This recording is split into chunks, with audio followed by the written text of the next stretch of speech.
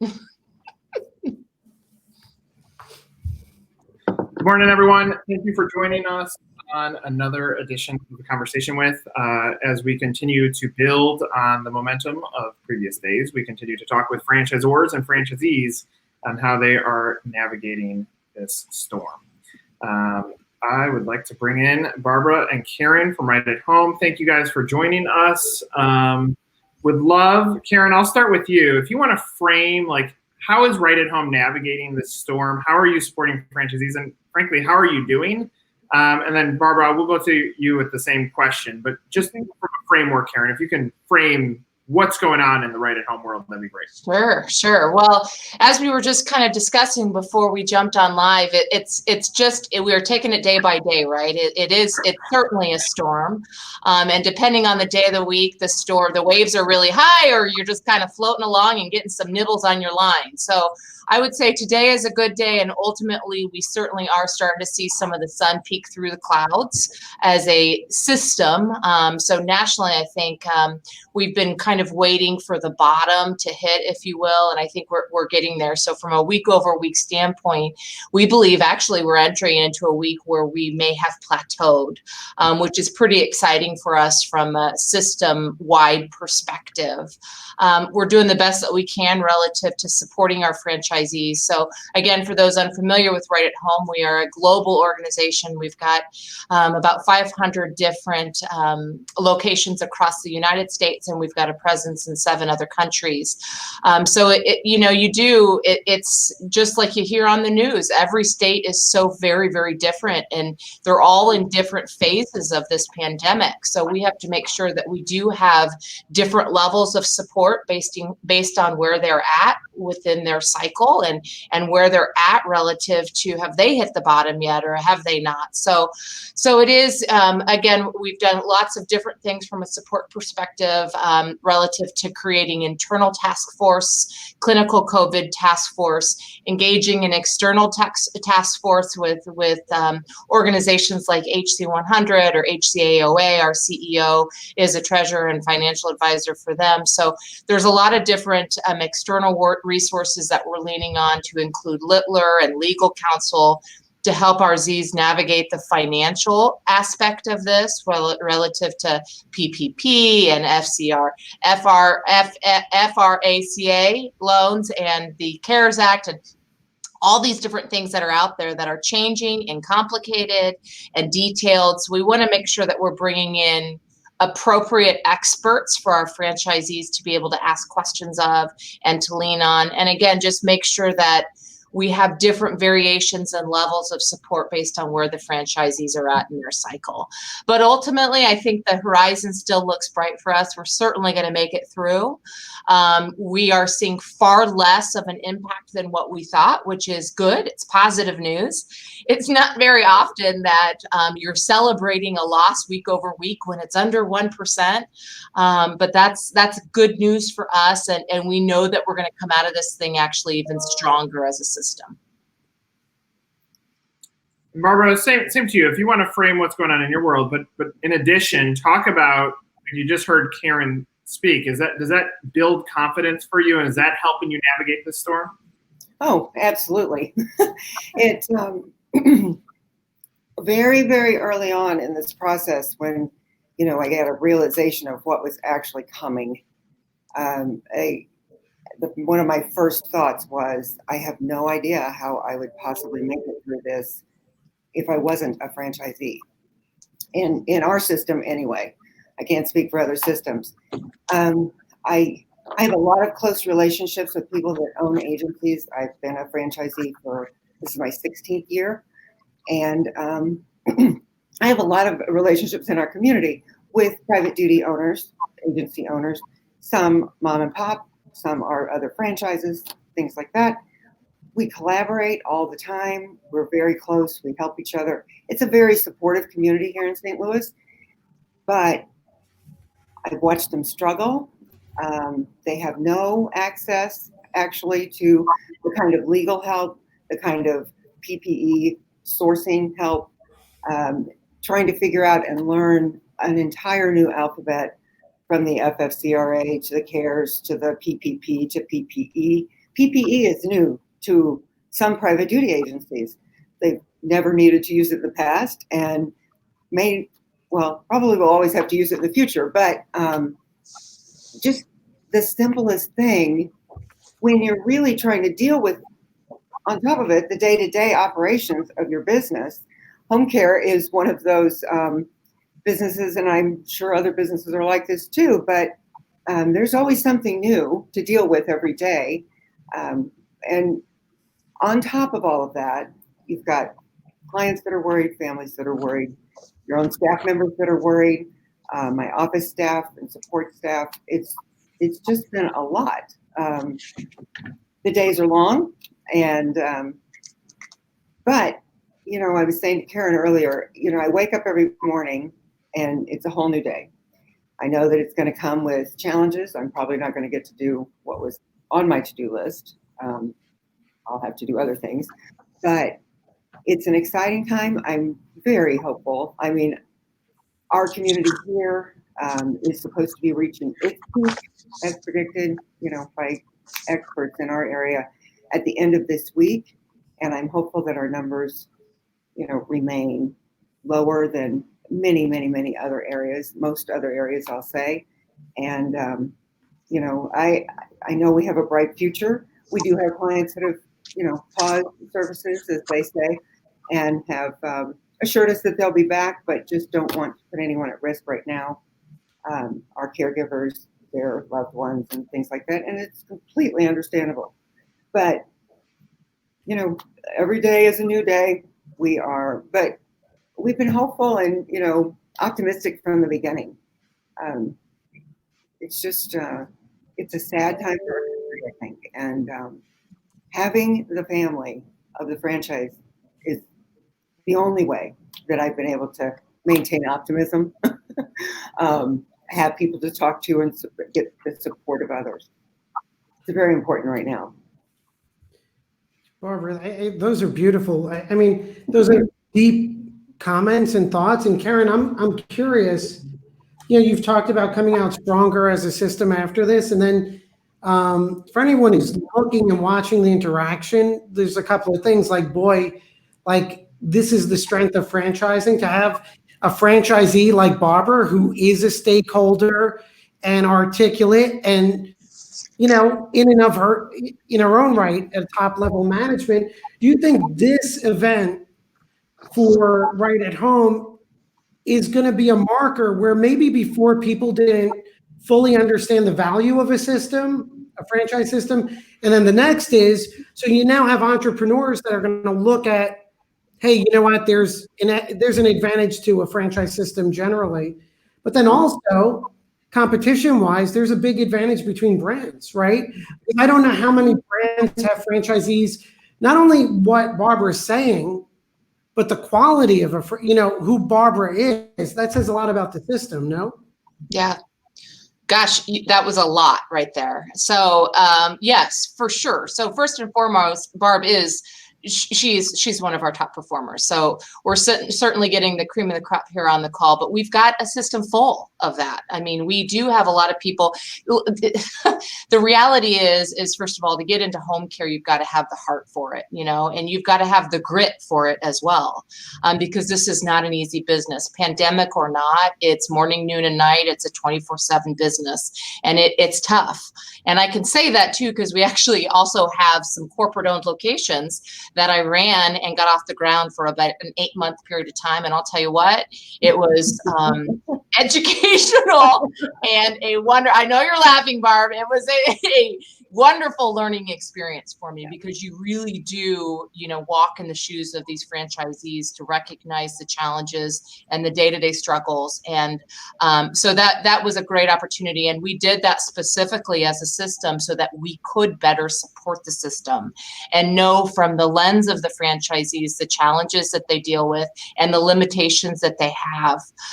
But yeah, I mean, I think from a franchise perspective, obviously I'm a little bit biased because there's so much much good to be said about being part of a franchise organization.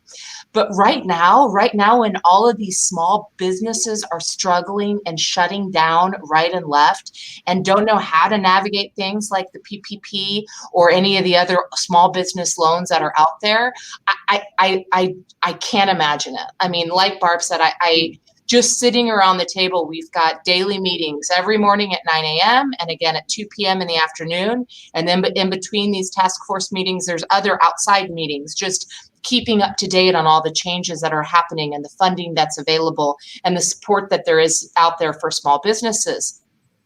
But even with all that support that's available to them, it's hard to navigate. It's difficult to understand without some level of guidance. And B, it still doesn't do it all. So again, going back to even the PPE, and that has been a major challenge, I know, across the entire industry, across the world right now, even for those outside of healthcare, groceries, everybody needs PPE right now, which is obviously unprecedented. So getting our hands on the right PPE for our system has been extremely challenging. And that's as for us. I mean, I can't imagine trying to find the PPE for small business owners. But what we've tried to do is leverage our scale, right? So you've got kind of the best of both worlds. You've got small businesses out there able to be entrepreneurs and to lead the charge and do what they need to do on a local level and have the luxury of not having the red tape of a huge corporation and industry. But then you have the support and the leverage of our scale to be able to do things like buy in bulk and then get these much needed products out to the system.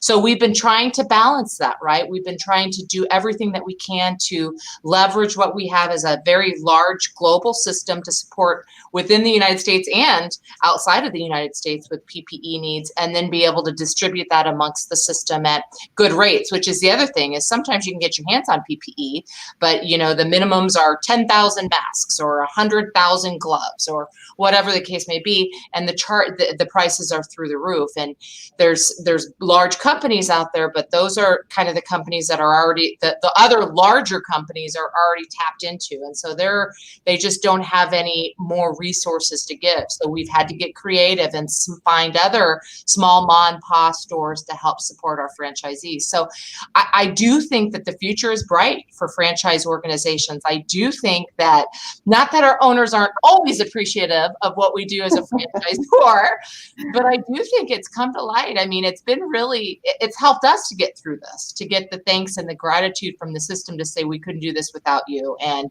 thank you for all the work that we're doing. And they're just the recognition of knowing that there's no way that we would have been able to weather the storm without having the time, talent, and expertise coming from the franchisor to be able to lead and guide the way. And I'll just say one more thing about that, as I do think that it is, from a competitive standpoint, whether it's brand competition or it's local, smaller, non-franchised competition. We've even seen some of the leaves change relative to some of these smaller ma-pa home store, and sadly for them, they haven't been able to weather it, but our franchisees have been able to pick up some of that business. So it's been really interesting for us. So while there's certainly been some valleys and some dips, there's been some areas where we've seen massive booms in business, and a lot of it has to do with the non-franchised independents out there not being able to make it through and having to either sell their business or simply close their doors, which is a very sad thing. But again, it does give us an opportunity to expand our brand and help our franchisees across the country. So we're trying to capitalize on those opportunities as well. Karen, take us back to the moment that as a brand, you're starting to talk about PPE, because you're going from like marketing brochures and toolkits to drive customers to all of a sudden, like it turns into such an essential piece of the story, because the customer, the client needs to feel safe. Your staff and your caregivers need to feel safe. So take us back to the moment where all of a sudden the conversation shifts from how do we market to our business to how do we protect it, which also eventually markets it. Like, how does that discussion get started, and how quickly can you guys go into action as a brand? Yeah, and I giggle a little bit because I made the comment yesterday to Brian, who is our CEO and my boss, and I said, I have never in my life wanted to be fired so bad. The whole logistics around PPE management, and again, taking ownership of that, I do remember the exact moment. We were sitting around the table, and it was prior to March 16th. We were supposed to have I'll never forget, because March 16th is my birthday, and it was our scheduled open house for our new corporate headquarters. So it's like, this stuff is always going to stick in my brain, but we had to obviously cancel our open house for our new corporate headquarters, which was sad, but we were almost at that time, which God seems like it was ages ago. It was just over a month ago. We were still kind of debating, should we do it? Should we not do it? So we were still on that verge, and we were sitting around the table talking about PPE, and we partner with Medline, McKesson, our couple of the big suppliers. And they were out, so we had reached out to them and said, well, what if we just buy in bulk? And they're like, we're really sorry. We can't do it that way. Because at that point, nobody wanted anybody to hoard materials. There was just a lot of concerns going on. So it was almost like, okay, what do we do? We've never faced this before. How in the world do we begin sourcing PPE? And we had no idea what the needs were going to be. I mean, at that time, the government was saying, absolutely don't wear masks. They're not doing anything. You're taking stuff away from healthcare providers. Now that's totally changed, as we know, and done a 360. So it was a totally different world, but it was immediate that we said, okay, somebody's got to own this. Somebody's got to lead this, has got to source, find deals, and then find creative ways to get this out to the system, which landed on my plate, which is certainly fine, because I've seen, again, all the gratitude and appreciation come from the system. But we had to find, again, quick, creative ways to make this happen, because of exactly what you were saying, is that we recognize that if we didn't supply the necessary PPE and ensure that our franchisees had access to the necessary PPE, that ultimately it was going to stop business, because they can't go into homes, especially those that were in virus positive environments. But even for those that are not virus positive, you had to have the proper PPE, and we knew that immediately. So I think we did start far before even kind of the PPE crisis started, which allowed us, first of all, to secure some really good distributors. And that's been huge for us. So big, shout out to Handshake, which is one of the distributors that we've been using, and a local gentleman hooked us up with them.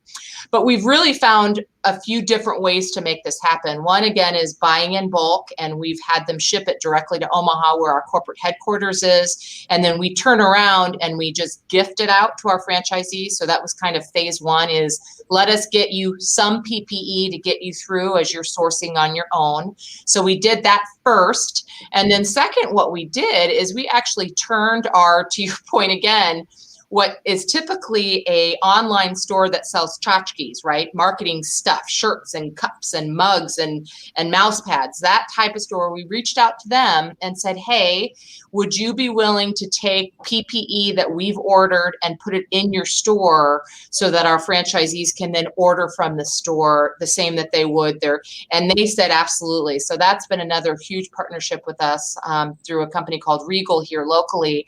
And they've done it at no cost. So it's just a complete pass-through. As a matter of fact, they're probably losing some money. But that allows our franchisees to get some shipping discounts through Regal. And then it also is a pass-through, so they're getting them at really, really reasonable prices. So that was another avenue. The other thing that we did was reached out to some of the larger distributors that our Z's were already using and put down payments down. So we would, there's a company called SNI, and we gave them $20,000 and said, and this was back when masks were $1.78 for a 3-ply surgical mask, which, by the way, is insane. PPE is about 500% higher than it was just 6 weeks ago. So obviously small businesses can't afford that. I mean, not only is their business dropping, but their expenses are going through the roof. So again, trying to balance that so that we can keep the funnel going for them was critical. So we put down $20,000 to bring the cost of PPE down for our franchisees as well. So, and then in addition to that, we've always said, don't stop sourcing on your own. We're going to do everything we can to give you access and get you what you need, but keep sourcing, keep sourcing, keep sourcing. So we also have a vetted list of resources in a Google Docs format that we try to keep updated on a regular basis of different companies that they can work with individually to send shipments, or lot of our franchisees have been working within the state too and saying, I know there's minimums, so let's get together a group of 4 or 5 of us and make a purchase through some of these other companies that we've sourced. So it's a good time to be a franchisee. Frankly, it's an awesome time to be a franchisor, again, just because of the gratitude and the appreciation that's coming from the system now is pretty amazing. It makes it all worth it. Hey, Barbara, for so many business owners, right? I think for our whole nation, we're all like, after we get through this, I'm not wasting my life or my time, right? Whether it's personally or in business, I don't know what else, right? Everything's going to shift from, as an entrepreneur, as a business owner, we know we're going to get to the other side of this one way or another. Do you think your goals have changed as a business owner, as a franchisee? I mean, are you looking at higher goals? Are you more determined in certain areas? Does your focus change after this? That's a really great question, because I've been thinking about this. One of the exercises that we do in our office is we look and see where we've had to change processes, hiring and recruiting. For one is a process in our agency that has changed dramatically. And we try to figure out, what are we doing now to more or less get through this time that we actually really like better, and that we want to, incorporate into our processes from now on an ongoing basis, because, we'd never really done Zoom interviewing before. Well, as it turns out, we may have actually a greater show rate for interviews, doing them by video, because people can schedule them when it's really convenient for them, rather than having to come during office hours. I mean, who knew? We just never tried it. So we are keeping up with the changes that we've had to make and the adaptations that we've had to employ and try. Some have failed, naturally, but a lot of them have been really good. And so we're keeping up with those and incorporating those in our future processes when we review them. But more to your question is, what I've noticed for myself in my own agency and in the corporate, structure of franchisees, is that engagement has never been higher. We have a call once a week. Well, we have, 4 calls once a week, but there's a town hall type of a call that we have once a week. There are always 300, when you get on the call, it says there are 300 plus, participants on this call. And, embarrassing though it is, I know that we've had town hall meetings where 12 people have come. Maybe it wasn't a topic everybody was interested in, and maybe people are really interested in surviving in their business. So it has a tendency to increase your interest, but engagement has never been higher in our system, for one thing. And engagement has never been higher in our agency. I've been, like all owners, I've been putting out messages to our caregivers 2, 3, 4 times a week. We've been sending out training that they can do virtually. We've been, having drive-through PPE pickup. We do 2 hours at a time, and we have people just drive through and pick up their masks and their gloves and their hand sanitizers and all of those things. And I love that our caregivers are so engaged and they're listening and they're, glad that they work here with an agency that's going to take care of them and protect them for the long run. And one of my big goals is to actually capitalize on this, momentum and keep it going. I mean, I think the concept of engagement, and that's probably happening across the board at every business right now. Even businesses that have had to go through layoffs. I mean, the reality is, slice off the top, you still have a group that is going to be tight and committed, and understand that there's threats going on to business too. Mm-hmm. So you're right, and the fascinating thing for 90% of businesses, some of the sales volume have come down. So we're talking about highest levels of engagement for businesses in general that may not be making as much money as before. One of the topics that we got into yesterday was, what is currency?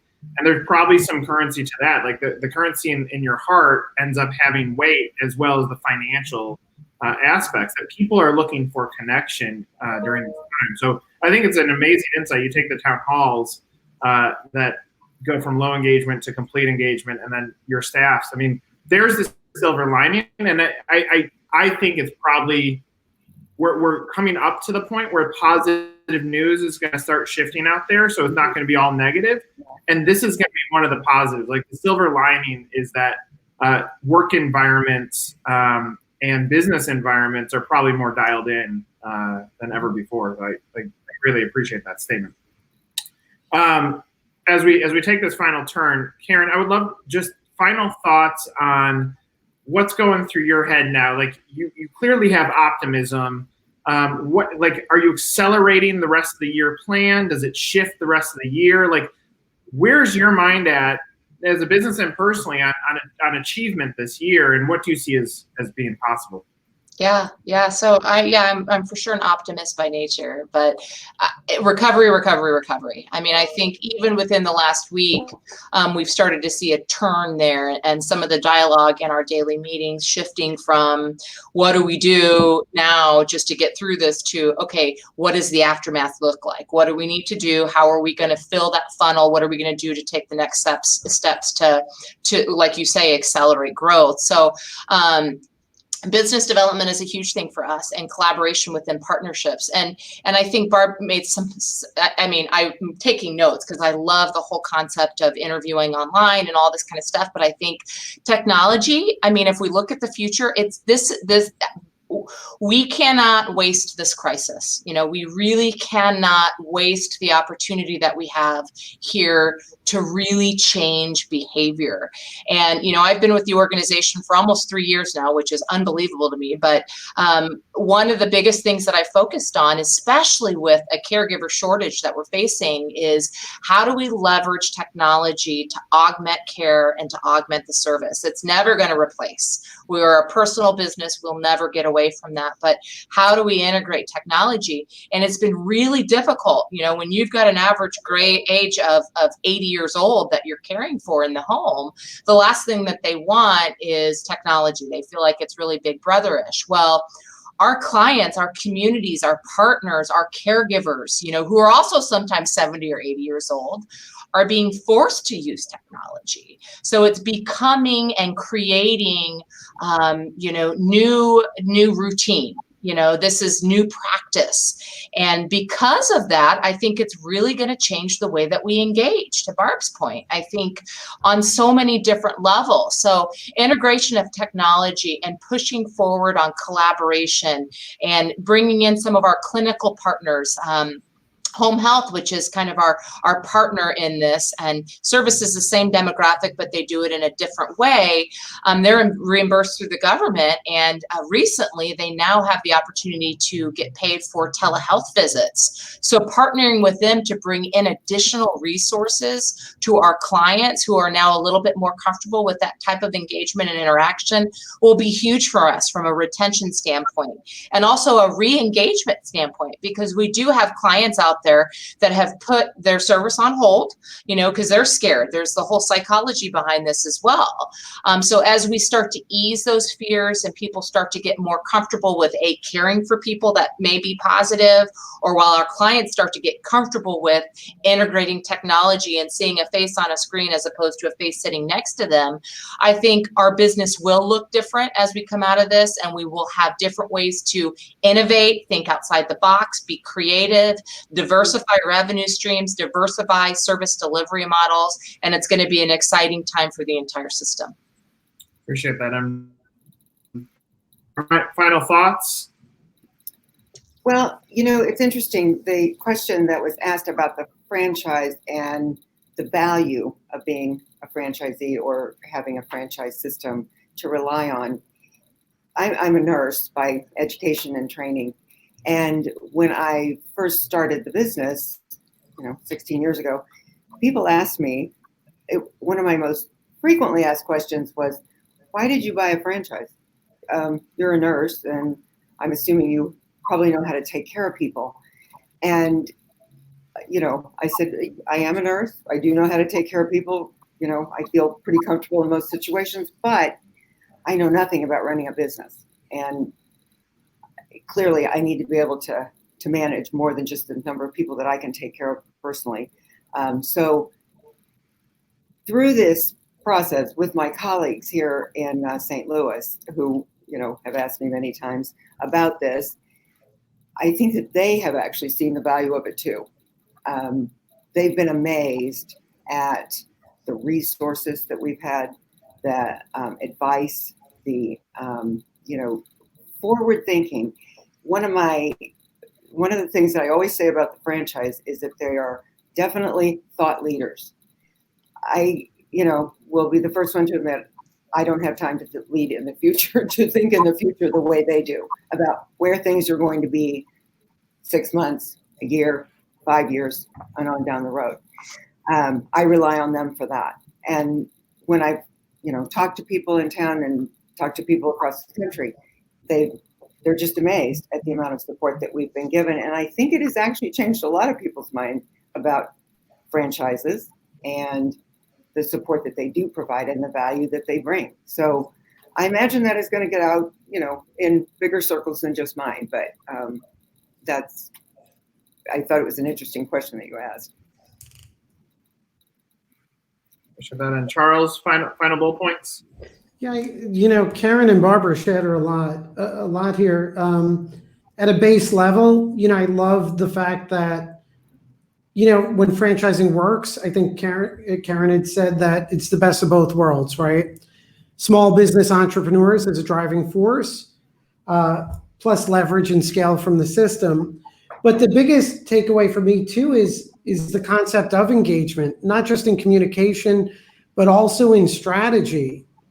And I guess what we're all learning in the pain, at least the people that are listening and are willing to experience it, is that new level of engagement is going to apply to our purpose, our relationship with customers, employees, suppliers, and even our understanding of strategy and management of cash flow. So I think that engagement level, I think we're going to be using muscles that we never knew we had, and have discovered this whole other level that, in a nice, comfortable world, we didn't think we needed to reach or even see.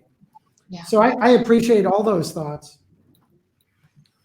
Yeah, I mean, I agree. My final thought is exactly that. I think there's the big takeaway. And if you think about how any crisis has rebound, whether it's cities banding together or it's the country banding together, like the reason we get to recovery faster is because we have a team of human beings all thinking alike and moving forward toward the same goal or the same outcome. But now this is happening in a micro place. So it's too early to know or predict what stories come out of this. But if smaller and tighter create great engagement, it's going to give all businesses across the entire world the shot to re-engage with humans, take care of people, and come out of this better than they were going into that. It might take a while before we get there, but that opens up the door of opportunity. And you can see that in the stories that have come out of Right at Home. Appreciate everybody joining our conversation with. I wish you both the best of luck as you continue to navigate this. Thank you, and we'll talk to you on the other side. All right. Thanks so much for having us. Yeah.